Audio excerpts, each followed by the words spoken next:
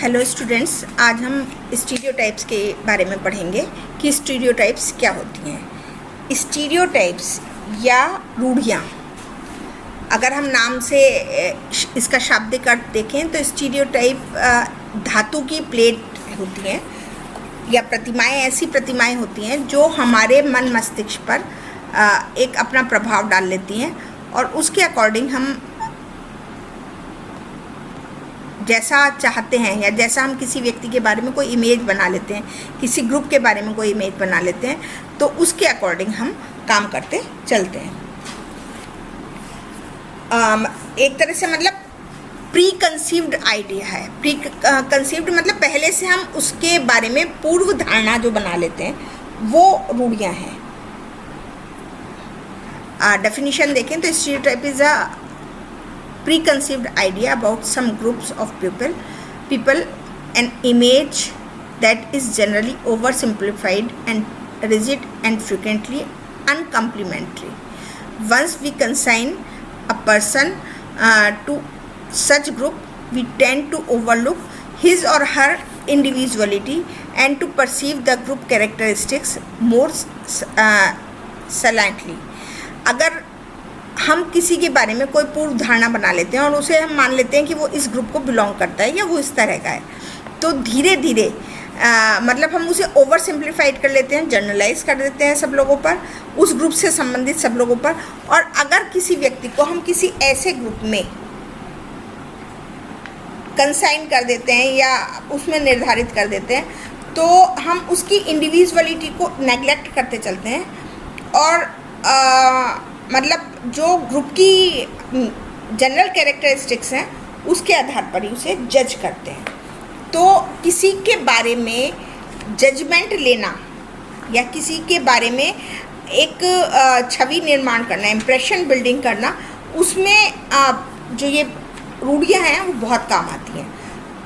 अगर हमें कहीं बाहर जाना है, किसी नई जगह जाना है, तो हम जाने से पहले वहाँ के बारे में जो हमारे समाज में धारणाएं प्रचलित हैं, हमारे घर में धारणाएं प्रचलित हैं, उसके अकॉर्डिंग हम उस जगह के बारे में पहले से एक इम्प्रेशन बिल्ड कर लेते हैं, ताकि हमारा रिएक्शन कैसा होगा, हमें किस तरह से बिहेव करना होगा, उसको निर्धारित करने के लिए हम इन रूढ़ियों का सहारा लेते हैं। इसके बाद आ जाती हैं कि जो रूढ़ियाँ हैं उनकी कैरेक्टरिस्टिक्स क्या है। ये एक मेंटल इमेज है, किसी समूह के बारे में एक दिमाग में हम प्रतिमा बना लेते हैं। जैसे ही उस ग्रुप का नाम आता है वो इमेज हमारे सामने पिक्चराइज हो जाती है और उसके अकॉर्डिंग हम उस ग्रुप के लोगों के साथ बिहेवियर करते हैं। नेक्स्ट, एग्रीड अपॉन इम्प्रेशन, मतलब जैसा इम्प्रेशन जो इम्प्रेशन सब लोगों का है उस पर हम काम करना शुरू कर देते हैं। जैसे अगर इस पर हम एग्रीड हैं कि सारी मतलब हिंदू लेडीज़ अपने हस्बैंड को एक ईश्वर की तरह या गॉड की तरह पूजती हैं, इस पर क्योंकि सब लोग एग्रीड हैं, इसलिए हम भी इस तरह से फॉलो करना शुरू कर देते हैं। तो ओवर जनरलाइज्ड वे में अगर सब लोग इससे सहमत हैं तो हमें भी उससे सहमत होना पड़ता है। रिलेटिवली स्टेबल, ये जो धारणाएं हैं, ये जो ये रूढ़ियाँ हैं, ये काफ़ी हद तक स्टेबल होती हैं। बहुत कोशिश करने के बाद भी इन रूढ़ियों को चेंज कर पाना मुश्किल होता है। तो रिलेटिवली स्टेबल होती हैं, मतलब स्थायी रूप, लगभग स्थायी रूप रखती हैं। ओवर जनरलाइज्ड होती हैं। ये जो रूढ़ियाँ हैं वो इतनी जनरलाइज तरह की होती है, मतलब अगर किसी समूह के अधिकतर लोगों का व्यवहार ऐसा है तो हम सब लोग, कुछ लोगों का व्यवहार ऐसा है और वो काफ़ी लोगों में उस तरह के लक्षण थोड़े बहुत भी पाए जाते हैं, तो हम उसे ओवर जनरलाइज कर देते हैं। हो सकता है कि सारे लोग ऐसे ना हों। अगर हमें ये पता है कि मुस्लिम जो हैं वो लड़ाके होते हैं, जब मतलब इस तरह की कोई कॉन्सेप्ट या इस तरह की रूढ़ी हमारे समाज में प्रचलित है कि वो मुस्लिम जो हैं एग्रेसिव होते हैं, लेकिन कुछ मुस्लिम शांत भी होते हैं, कुछ मुस्लिम बहुत अच्छे भी होते हैं। डॉक्टर APJ अब्दुल कलाम कितने शांति प्रिय थे। तो लेकिन फिर भी क्योंकि मुस्लिम हैं, मुस्लिम एग्रेसिव होते हैं, तो ये ओवर जनरलाइज्ड होकर, ओवर सिंप्लीफाइड होकर हम उसको ही बिलीव करते हैं कि मुस्लिम किसी भी परिस्थिति में थोड़ा सा भी कुछ ऐसा वैसा होगा तो हर हालत में एग्रेसिव हो ही जाएगा। तो कितना ही शांति प्रिय मुसलमान हो, हम उसे भी एग्रेसिव मान लेते हैं। इसके बाद पॉजिटिव एंड नेगेटिव नेचर। जो रूढ़ियाँ हैं इनमें कुछ पॉजिटिविटी भी पाई जाती है और कुछ नेगेटिविटी भी पाई जाती है।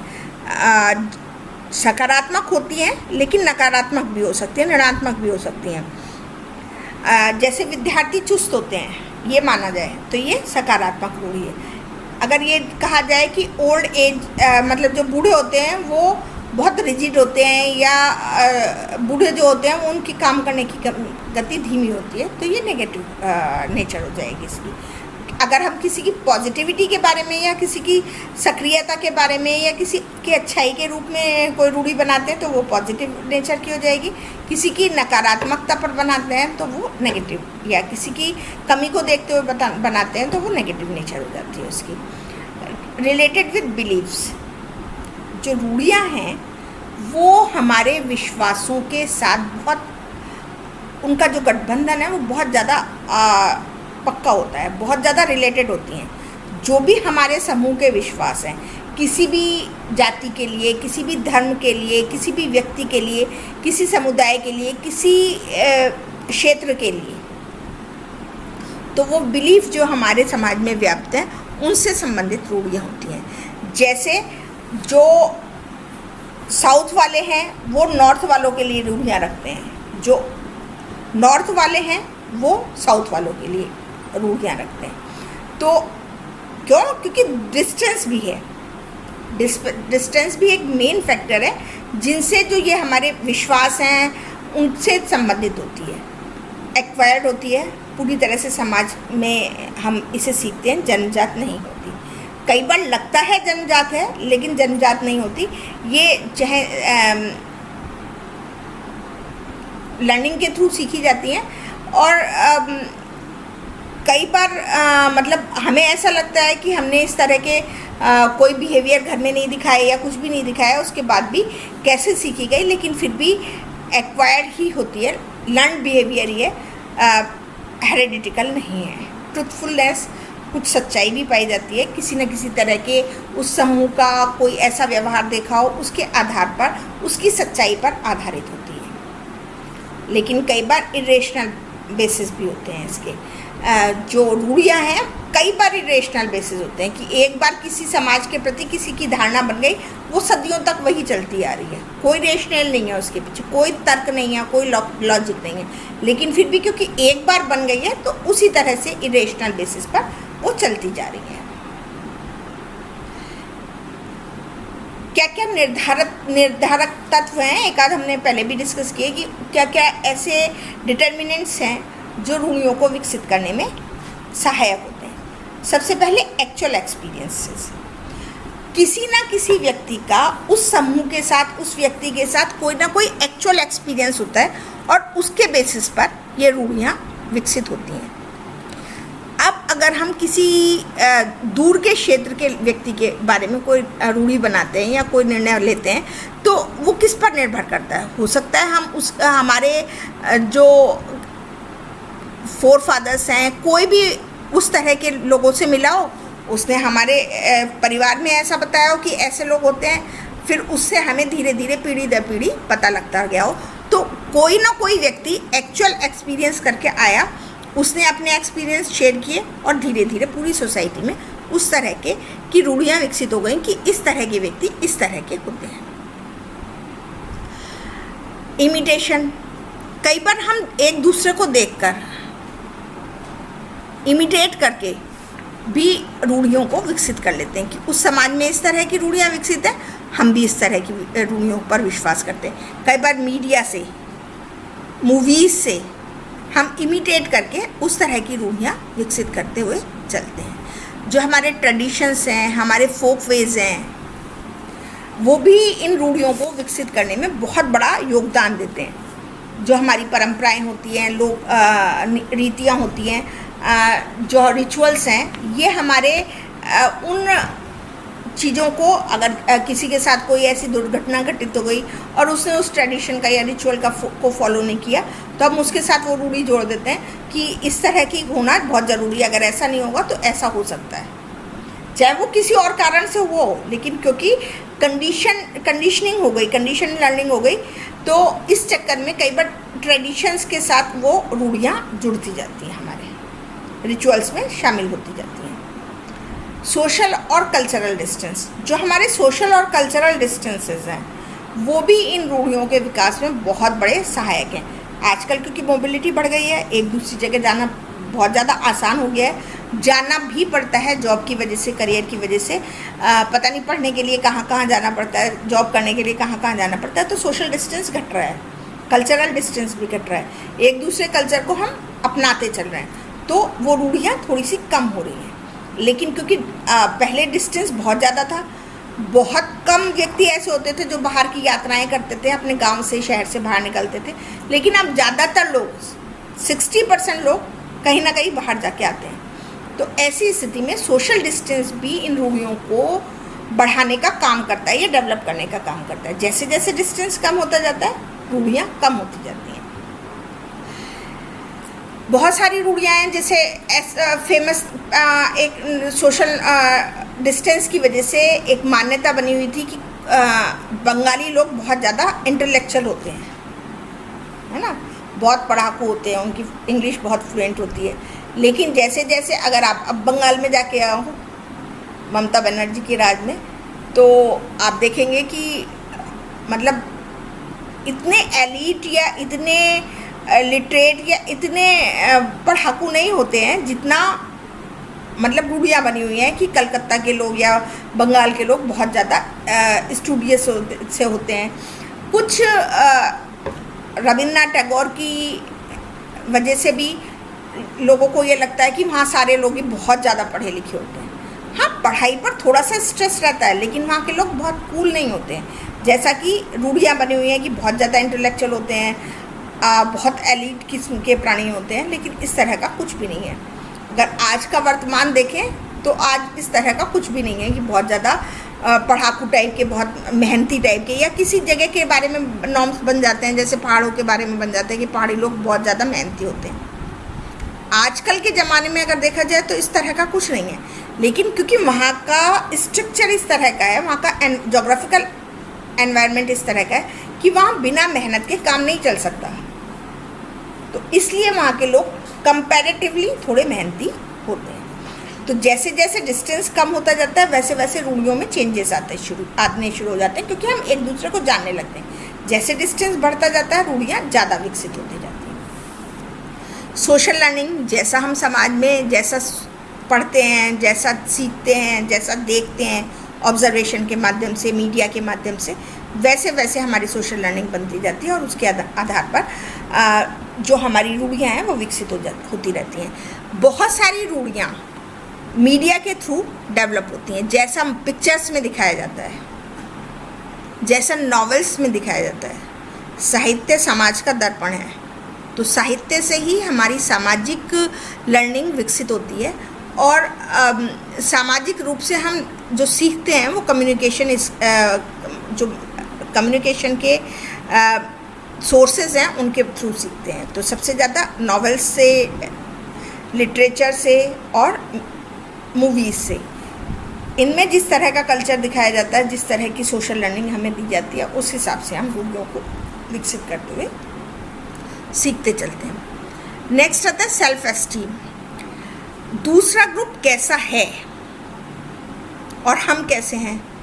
अपनी सेल्फ एस्टीम को बचाए रखने के लिए हम दूसरे ग्रुप को अपने से कम मान के चलते हैं, तो इसलिए हमेशा हम अपने ग्रुप को, अपने आप को या अपने समूह को ऊपर रखते हैं और दूसरे ग्रुप को अपने से नीचे रखते हैं। और अपनी सेल्फ एस्टीम बचाने के लिए हमेशा दूसरे ग्रुप के लिए हम नेगेटिव टाइप की रूढ़ियाँ विकसित करते हैं। सोशल परसेप्शन, जिस तरह का हमारा प्रत्यक्षीकरण होता है, सामाजिक प्रत्यक्षीकरण होता है, जिस तरह से हम लोगों से रूबरू होते हैं, लोगों के बारे में जानते हैं, लोगों के बारे में से लोगों से इंटरेक्शन करते हैं, तो जैसा हमारा परसेप्शन बनता है उसके अकॉर्डिंग हमारी रूढ़ियाँ विकसित होती जाती हैं। हम किसी प्रदेश के निवासी के से बहुत अच्छे से उसके साथ हमारा एक्सपीरियंस रहा और पहले से जो रूढ़ी विकसित है वो नेगेटिव टाइप की है, तो हम उसमें सोशल परसेप्शन, अपने सोशल परसेप्शन के अकॉर्डिंग उसमें चेंज ले आते हैं और उसके अकॉर्डिंग हम जो रूढ़ियाँ हैं उन्हें चेंज करते चलते हैं। तो जैसा हमारा एक्सपीरियंस होता है, जैसा हम मतलब सुनते हैं, देखते हैं, खुद एक्सपीरियंस करते हैं, उसके अकॉर्डिंग धीरे धीरे रूढ़ियों में परिवर्तन होता चलता है। इनकी सिग्निफिकेंस क्या है, इनका क्या महत्व है, रूढ़ियाँ क्यों ज़रूरी हैं? सबसे पहले फैसिलिटेट कॉग्निटिव फंक्शन, जो हमारे संज्ञानात्मक कार्य हैं उनको फैसिलिटेट करने के लिए रूढ़ियों की आवश्यकता होती है। किसी के साथ हमें कैसे काम करना है, किस तरह से इंटरेक्शन करना है, किस तरह से हमारा बिहेवियर उसके साथ होना चाहिए, हमें क्या क्या चीज़ों की सावधानियां बरतनी है। तो जैसा हमारा संज्ञानात्मक विकास होगा उसके अकॉर्डिंग हम किसी व्यक्ति के साथ इंटरेक्ट करेंगे। तो इंटरेक्शन के लिए हम किसी भी व्यक्ति के साथ इंटरेक्शन करने के लिए पहले एक छवि बना लेते हैं, एक इम्प्रेशन बिल्ड कर लेते हैं। तो इसी तरह हमारे कॉग्निटिव फंक्शन को फैसिलिटेट करने के लिए इन रूढ़ियों का हम इस्तेमाल करते हैं। हम पहले से उसके बारे में कुछ थोड़ा सा प्री कंसीव्ड आइडिया बना लेते हैं ताकि हमें बिहेवियर करने में आसानी हो। ईजी एंड डायरेक्ट कम्युनिकेशन, रूढ़ियों के माध्यम से हम किसी भी व्यक्ति के साथ ईजीली डायरेक्ट कम्युनिकेट कर सकते हैं और बहुत आराम से उसके साथ वार्ता अपनी चालू कर सकते हैं। अगर हमें पता है कोई व्यक्ति कैसा है, उसकी क्या पसंद है, क्या उसे किस तरह से उसे डील करना है, तो हमें कम्युनिकेट करने में उसके साथ बहुत इजी हो जाता है। सोशल इंटरेक्शन को फैसिलिटेट करती है। अगर हम किसी व्यक्ति की बेसिक नेचर के बारे में जान जाते हैं कि वो किस चीज़ से इम्प्रेस हो सकता है, कौन सी ऐसी चीज़ है जो इंटरेक्शन में हमें हेल्प कर सकती है, तो उसके अकॉर्डिंग हम रूढ़ियों के आधार पर उस पर्टिकुलर एरिया के व्यक्ति के लिए हम एक इंटरेक्शन के लिए अपने आप को तैयार कर लेते हैं और वो हमें जो रूढ़ियाँ हैं हमें फैसिलिटेट करती हैं कि हमें किस तरह से इंटरेक्शन करना है। प्रिडिक्शन कर लेते हैं हम उसके बिहेवियर का कि किस तरह, अगर उसने कुछ भी ऐसा किया तो हमें कोई बिहेवियर किया तो हम उसके कंसिक्वेंटली हम उसका रिजल्ट निकाल लेते हैं कि इसने इस तरह से किया, इसका मतलब अगला स्टेप उसका ऐसा होगा। कई बार प्रोपोगेंडा के काम भी आती है, प्रचार करने के लिए नेता कैसा होता है, टीचर कैसा होता है, लॉयर कैसा होता है, मतलब हर एक प्रोफेशन के अकॉर्डिंग भी हम कि कैसा होना चाहिए उसके अकॉर्डिंग उसका प्रचार कर देते हैं। कोई मूवी आती है किसी रीजन पर, सैनिकों के बारे में, के लाइफ के बारे में या किसी भी तरह से, तो हम उसके आधार पर उसका प्रचार कर लेते हैं जो हमारी रूढ़ियाँ बनी हुई हैं समाज में। कंट्रोलर ऑन बिहेवियर, जो रूढ़ियाँ हैं वो हमारे व्यवहार को नियंत्रित करने के काम आती हैं। कहीं हम किसी से मिल रहे हैं, हमें किस तरह से व्यवहार करना चाहिए, एक बिहेवियर को एक शेप दे देती हैं कि हमें इस तरह से अपना काम करना है। सही इन्फॉर्मेशन को प्राप्त करने में भी रूढ़ियाँ सहायक हैं। सेल्फ एस्टीम बूस्टर हैं। अगर हमने किसी के बारे में कोई बहुत अच्छी रूढ़ी बना रखी है कि वो हमारे से बहुत ऊंची कैटेगरी का है, ये है वो है, और अगर वो हमें अपने बराबर का लगता है तो हमारे सेल्फ एस्टीम को बड़ा बूस्ट मिलता है कि नहीं, ये तो हमारे बराबर का है, इससे हमें बहुत ज़्यादा घबराने की या इससे हमें बहुत ज़्यादा परेशान होने की ज़रूरत नहीं है। तो वो हमारे सेल्फ एस्टीम को एकदम से हाई कर देता है कई बार। तो ट्रू इन्फॉर्मेशन के बाद हम मतलब एक दूसरे को पहचानने के बाद अपने सेल्फ एस्टीम को बूस्ट करने का भी काम कर सकते हैं, या अपनी जो वैल्यूज़ हैं उनको हाई अप कर सकते हैं।